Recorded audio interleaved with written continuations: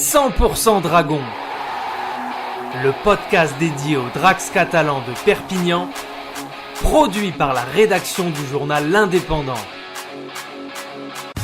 100% Dragon, l'émission consacrée à l'équipe de rugby à 13 de Perpignan qui évolue en Super League, dernière de la saison, et on aurait aimé l'enregistrer dans des meilleures conditions. Je suis avec Bruno Antonienne qui suit les Dragons. Comment ça va, Bruno ? Ça va, merci. Alors Bruno, samedi tu étais à Old Trafford pour la finale de Super League qui opposait les Dragons à Wigan, deuxième finale des Dragons depuis leur arrivée dans ce championnat anglais et deuxième défaite. Qu'est-ce qui n'a pas été dans ce match ?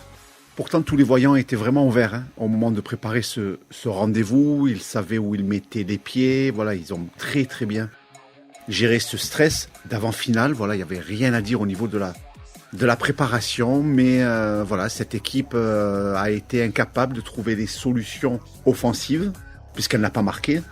Alors, elle ne perd qu'un essai à 0. Mais c'est cet essai-là qui fait la différence. Des Dragons catalans indisciplinés, ils ont concédé 2 cartons jaunes sur l'ensemble de la partie. C'est-à-dire qu'ils ont joué pendant 20 minutes en infériorité numérique. Et c'est justement lors du deuxième carton jaune qu'ils ont concédé le seul essai de cette partie. Alors oui, elle a été courageuse cette équipe, puisqu'elle a défendu 20 minutes à 12, ne prenant qu'un seul essai sur l'ensemble de la rencontre, avec beaucoup le ballon tombé et rendu. Mais voilà, ce qui a vraiment et véritablement manqué à cette équipe, c'est de la vitesse d'exécution et l'intelligence de jeu pour prendre à défaut cette très très belle équipe de Wigan. Alors comment étaient les joueurs du coup après la rencontre et quel était l'état d'esprit du coach et puis du président Gouache ? On va faire un parallèle avec 2021. En 2021, il y avait une énorme frustration par rapport à l'arbitrage. Président, joueurs et entraîneurs étaient persuadés à chaud, même le lendemain, qu'ils s'étaient fait voler par rapport à des décisions arbitrales. Là, la déception, les visages étaient fermés, les têtes baissées, parce que il y avait ce sentiment un petit peu d'impuissance, d'être clairement tombé sur plus fort que soi, de la résignation aussi, un petit peu de la déception bien entendu, à chaque fois, mais voilà, clairement on a vu dans la tête des joueurs, dans leur premier message aussi, voilà, on est tombé sur plus fort, on a manqué de vitesse, on a manqué de ci, de ça, et on espère revenir. Alors dernière question, saison 2023 du coup terminée par cette finale perdue, mais c'est aussi peut-être la fin d'une génération avec la fin de carrière de Sam Tomkins.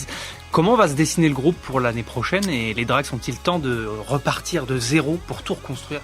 Alors Steve McLamara a dit que les fondations étaient là.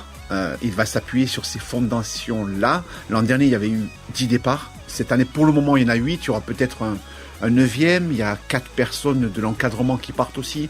Il y a le directeur sportif Neil McIlroy. Donc, il y a pas mal de reconstruction. Steve McLamara a donné 7 semaines de repos, de vacances à ses joueurs parce que certains n'ont pas coupé depuis un an. Les internationaux samoans, français et anglais, ça fait 12 mois qu'ils sont sur le pont. Donc, il y a ces 7 semaines obligatoires, sauf pour Tom Johnston et Mike McNicken qui sont sélectionnés avec l'Angleterre et qui vont jouer les 3 tests face au Tonga. Dans l'autre sens, 5 joueurs ont déjà été recrutés.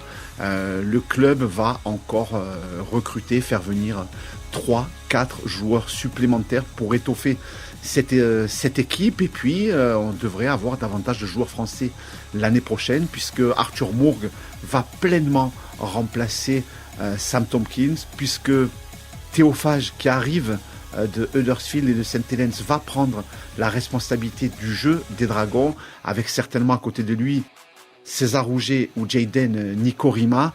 Donc voilà, les voyants sont quand même au vert du côté des Dragons catalans. Steve McLamara a dit les fondations sont là et on va porter peut-être davantage de jeunesse aussi à certains postes clés.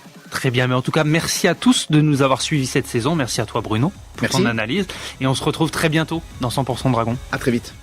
Retrouvez cette émission et toutes nos productions sur Radio Indep et en podcast sur l'indépendant.fr, nos réseaux sociaux et votre plateforme de streaming favorite.